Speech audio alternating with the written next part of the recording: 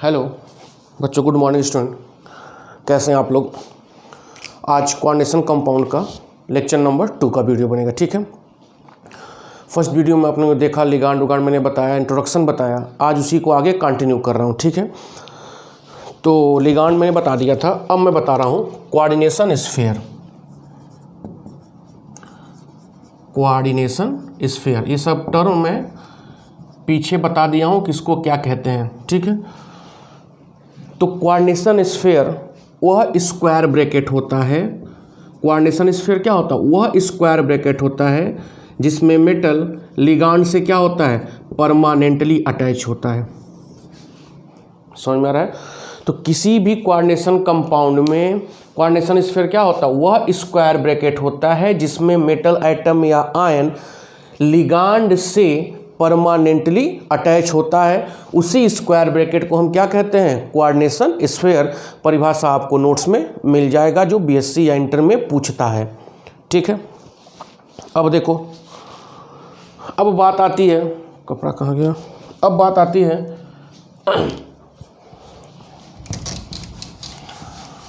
Coordination number.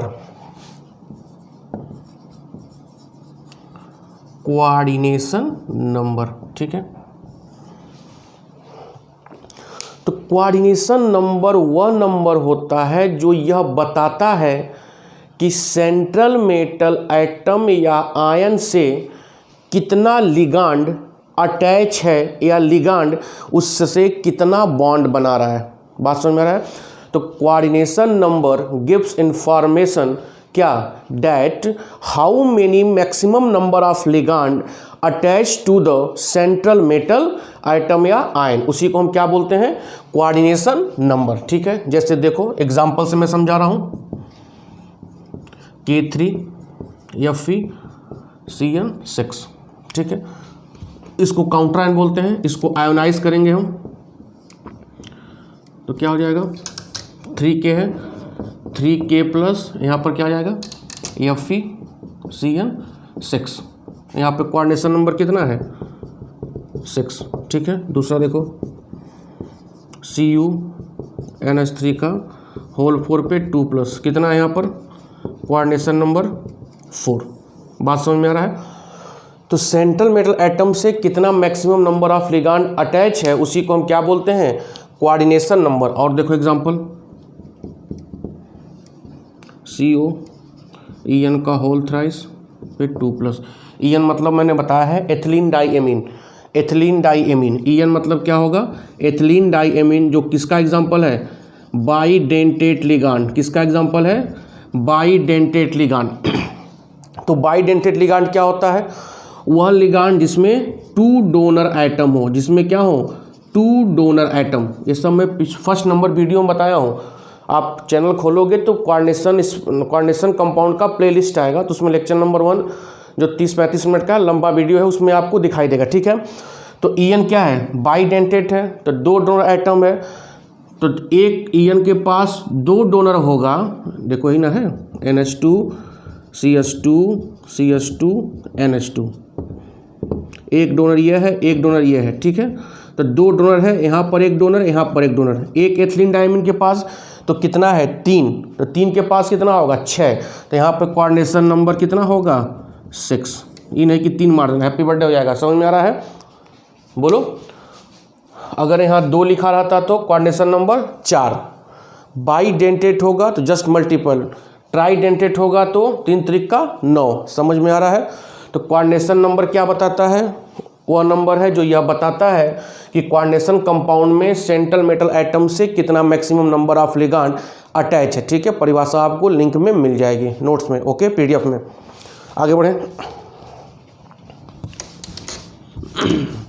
आज बहुत morning में वीडियो बना रहा हूँ क्योंकि आज बहुत काम है। ठीक है, अब देखिए आप ऑक्सीडेशन नंबर। ऑक्सीडेशन नंबर, तो ऑक्सीडेशन नंबर सब परिभाषा आपको मालूम है, मैं लिख भी दिया हूँ। तो कोऑर्डिनेशन कंपाउंड में सेंट्रल मेटल एटम कितना चार्ज कैरी कर रहा है उसी को क्या बोलते हैं? Oxidation number. In coordination compound A central metal atom carry how many charge, कितना वह चार्ज कैरी करेगा, उसी को हम क्या बोलेंगे, ऑक्सीडेशन नंबर। क्लियर हो रहा है, क्या बोलेंगे, ऑक्सीडेशन नंबर। ठीक है, अब देखो बच्चे ऑक्सीडेशन नंबर निकालने में ही फंस जाते हैं। 3 लाइन आपको याद रखना है। निगेटिव लिगांड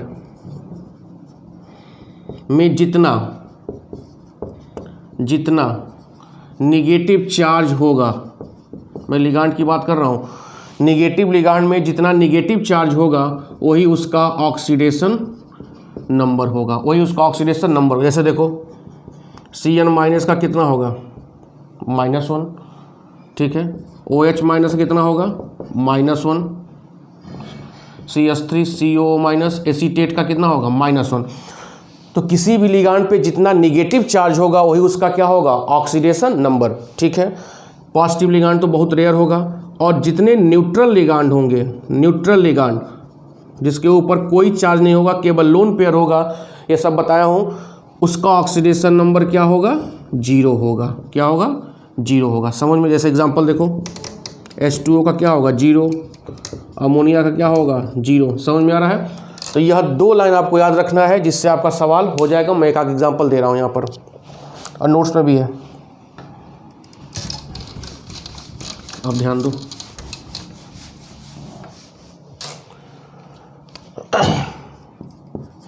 K3Fe(CN6), ठीक है, इस तरह दिया रहेगा। तो आपको यह काउंटर आयन आयोनाइज करना पड़ेगा। कितना है, 3K, एक K पे कितना प्लस, 1 प्लस प्लस Fe(CN6) पे जितना 3K प्लस आया तो यहाँ पे क्या होगा, 3 माइनस, इस पे होता निकालना X प्लस कितना है 6, Cn पे -1 कितना है -3, X is equal to +3,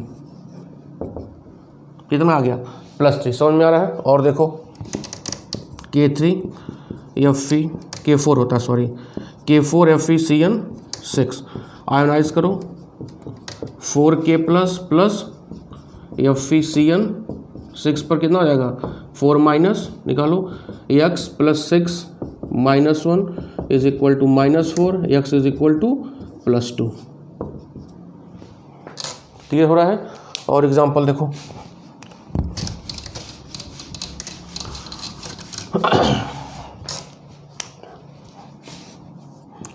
CONH3 का होल 4 पे 2+, ठीक है। इसी पे निकालना होता है सेंटीमीटर एटम पर, X मानेंगे, कितना है 4, अमोनिया क्या है, न्यूट्रल लिगांड, कितना होगा 0 इज इक्वल टू कितना +2, X इज इक्वल टू +2। आ रहा है समझ में। एक एग्जांपल और देखो, NiCO का होल 4 को CO carbonic compound, CO neutral ligand, तो X प्लस 4 CO का 0, इस पर कोई चार्ज नहीं है 0, X इज इक्वल टू 0, कितना हो गया 0 भी होता है। ठीक है, क्लियर हो रहा है। सब एग्जांपल आपको मिल जाएगा। तो ये हो गया कोऑर्डिनेशन नंबर। काउंटर आयन क्या होता है, कोऑर्डिनेशन स्फीयर के बाहर जो भी आयंस पाए जाते हैं जो आसानी से आयोनाइज हो जाते हैं उसको हम क्या बोलते हैं, काउंटर आयन। उसको क्या बोलते हैं, काउंटर आयन। ठीक है, तो ये लिखा हुआ है। अब देखो कॉम्प्लेक्स को यहाँ मैं 2 पार्ट में क्लासीफाई करा रहा हूँ। एक होता है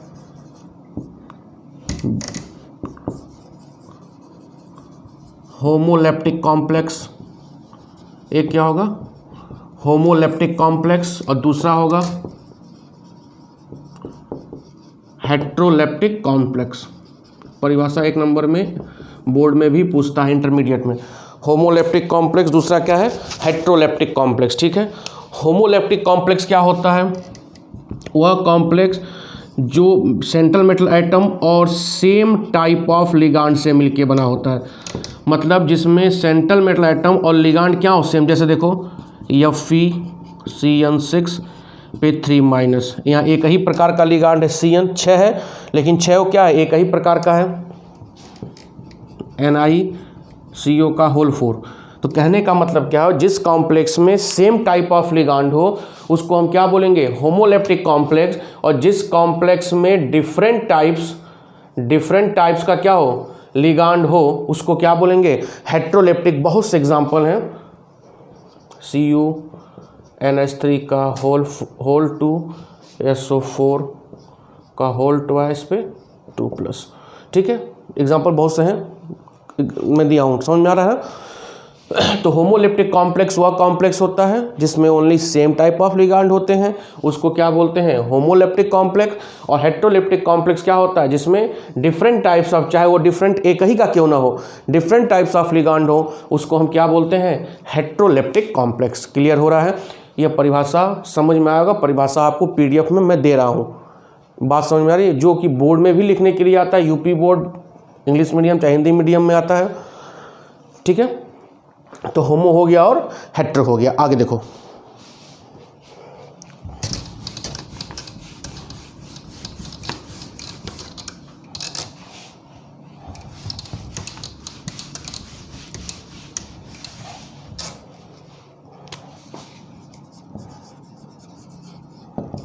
Werner's theory, very very important for BSc second year and class 12th में भी आता है बड़े क्वेश्चन में, और BSc सेकेंड ईयर में भी बड़े क्वेश्चन में आता है। लिख के मैं दे रहा हूँ, यहाँ आपको केवल समझना है। ठीक है, तो वर्नर्स थ्योरी में क्या है, वर्नर्स थ्योरी में एलॉर्ड वर्नर को ही हम फादर ऑफ कोऑर्डिनेशन केमिस्ट्री करते हैं। इन्होंने पूरी स्टडी जो किया कोबाल्ट एमीन कॉम्प्लेक्स, किस पे किया, कोबाल्ट एमीन कॉम्प्लेक्स पे किया। यह पूछ सकता है कंपटीशन में कि वर्नर साहब ने किस कॉम्प्लेक्स पे पूरा स्टडी किया, किसका प्रिपरेशन किया, तो कोबाल्ट एमीन कॉम्प्लेक्स, इसी पर उन्होंने स्टडी किया, इसकी पूरी प्रॉपर्टी बताई, इसका पूरा स्ट्रक्चर बताया, किसका, कोबाल्ट एमीन कॉम्प्लेक्स का। ठीक है, इन्होंने 5 पास्टुलेट दिए, 5 पॉइंट दिए अपने थ्योरी का। क्या उन्होंने 1 2 3 4 5, यही वर्नर थ्योरी है 5 पॉइंट में, लेकिन थोड़ा बड़ा है, स्ट्रक्चर थोड़ा समझाएंगे तो। क्या है पहले थ्योरी, उन्होंने क्या कहा कि किसी भी कॉम्प्लेक्स में, किसी भी कोऑर्डिनेशन कॉम्प्लेक्स में जो सेंट्रल मेटल एटम होता है वह 2 टाइप्स की वैलेंसी शो करता है। उन्होंने क्या बोला कि किसी भी कॉम्प्लेक्स में, कोऑर्डिनेशन कॉम्प्लेक्स में जो सेंट्रल मेटल एटम होता है, so 2 types of valency, first one is primary valency and second one is secondary valency। समझ में आ रहा है, तो कोऑर्डिनेशन कंपाउंड में सेंट्रल मेटल एटम 2 प्रकार की वैलेंसी शो करता है, PB मतलब प्राइमरी वैलेंसी, SB मतलब सेकेंडरी वैलेंसी। क्लियर हो रहा है, बोलो दूसरा पॉइंट क्या है, प्राइमरी वैलेंसी जो होता है वह करस्पॉन्डिंग होता है ऑक्सीडेशन नंबर के। कहने का मतलब क्या है कि जितना ऑक्सीडेशन नंबर होगा कोऑर्डिनेशन कंपाउंड में सेंट्रल मेटल एटम का, उतनी उसकी क्या होगी, प्राइमरी वैलेंसी। मतलब second postulate, primary valency is corresponding to oxidation number and secondary valency is corresponding to coordination number। ये सब बता दिया हूँ, कोऑर्डिनेशन नंबर। क्लियर हो रहा है, तो जितना प्राइमरी सेकेंड ऑक्सीडेशन नंबर होगा उतने क्या होगी, प्राइमरी वैलेंसी, और जितना कोऑर्डिनेशन नंबर होगा उतने क्या होगी, सेकेंडरी वैलेंसी। क्लियर हो रहा है। तीसरा पोस्टुलेट, प्राइमरी वैलेंसी जो होता है, अभी दिखाऊंगा इसको, वह क्या होता है, आयोनाइजेबल होता है। क्या होता है, आयोनाइजेबल होता है। सेकेंडरी वैलेंसी क्या होती है, नॉन आयोनाइजेबल होती है। समझ में आ रहा है, नॉन आयोनाइजेबल। ठीक है, पांचवा पॉइंट क्या है, प्राइमरी वैलेंसी जो होती है वह नॉन डायरेक्शनल होती है, कोई डायरेक्शन उसका भी क्लियर मैं कर रहा हूँ, पहले पोस्टुलेट समझिए, नॉन डायरेक्शनल होती है, जबकि सेकेंडरी वैलेंसी क्या होती है, डायरेक्शनल होती है। समझ में आ रहा है, सेकेंडरी वैलेंसी क्या होती है, डायरेक्शनल होती है। ठीक है, प्राइमरी वैलेंसी को हम रिप्रेजेंट करते हैं डॉटेड लाइन से, ऐसे डॉट डॉट डॉट, और सेकेंडरी वैलेंसी को रिप्रेजेंट करते हैं बोल्ड लाइन से। तो this is the postulate of Warner theory, जो आपको लिखने के लिए आएगा। क्या पहला पॉइंट क्या है कि किसी भी कोऑर्डिनेशन कंपाउंड में जो सेंट्रल मेटल एटम होगा वह 2 टाइप्स की वैलेंसी शो करेगा। First one is primary valency and second one is secondary valency. Clear है, प्राइमरी वैलेंसी क्या होती है, किसके corresponding to oxidation number, where as secondary valency is corresponding to coordination number. Okay, third point is primary valency is ionisable, where as secondary valency is non ionisable. Clear हो रहा है। Fourth one is primary valency is non directional, secondary valency is directional. I will explain is the example, अभी बता रहा हूँ कैसे होगा। Primary valency is represented by dotted line and secondary valency represented by bold line. Clear हो रहा है? बोलो, आओ देखते हैं। मिटाऊं?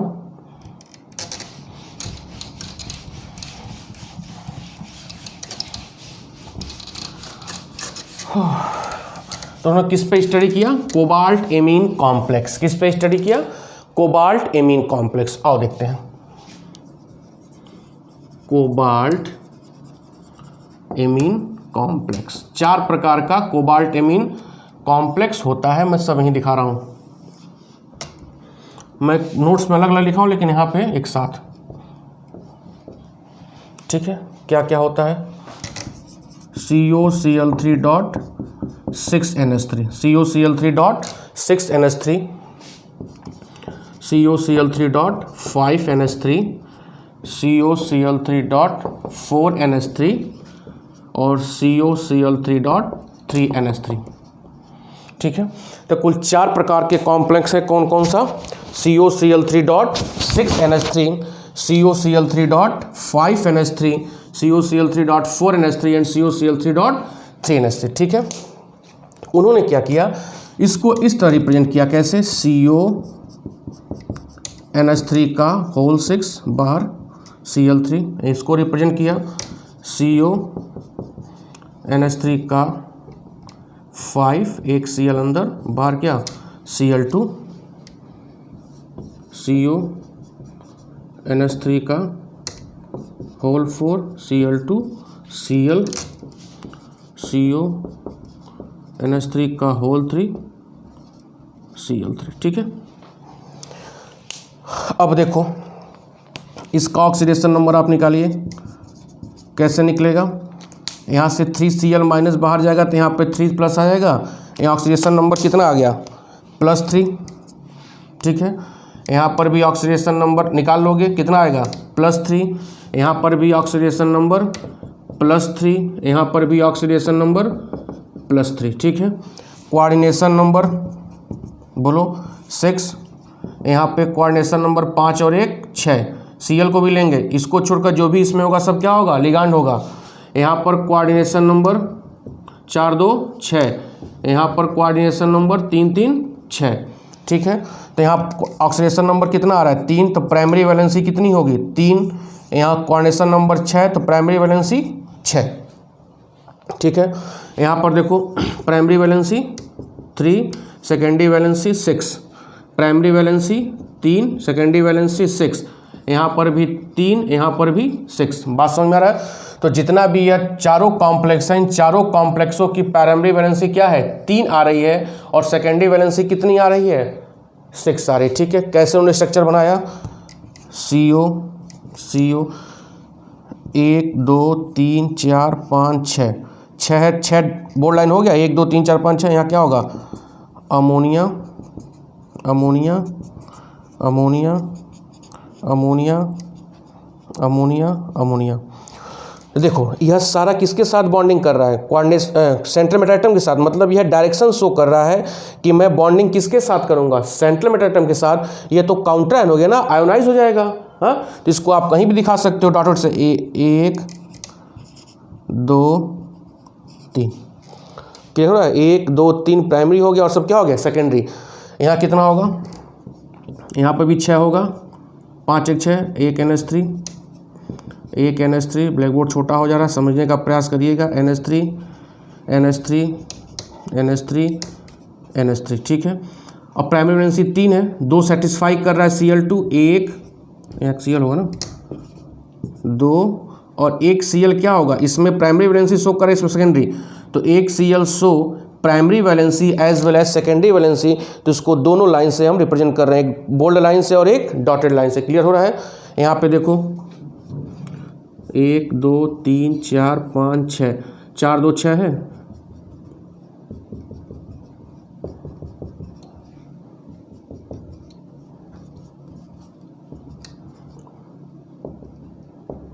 यहाँ पे 2 Cl satisfy primary valency as well as secondary valency, और 1 Cl क्या कर रहा है? केवल प्राइमरी वैलेंसी सेटिस्फाई कर रहा है। और यहाँ पर देखो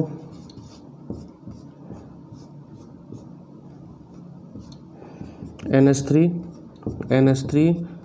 3 NH3 है ना, और अंदर कितना Cl है 3, 1 2 3। ये भी क्या होगा, प्राइमरी वैलेंसी 3 आ रही है तो सेकेंडरी वैलेंसी 1 2 3 4 5 है, तो प्राइमरी देखो 1 2 3। ठीक है, इसको पूरा मैं एक्सप्लेन कर दिया हूँ नोट्स में। तो ये आपका हो गया वर्नर थ्योरी, काफ़ी डिटेल मैंने पढ़ा दिया।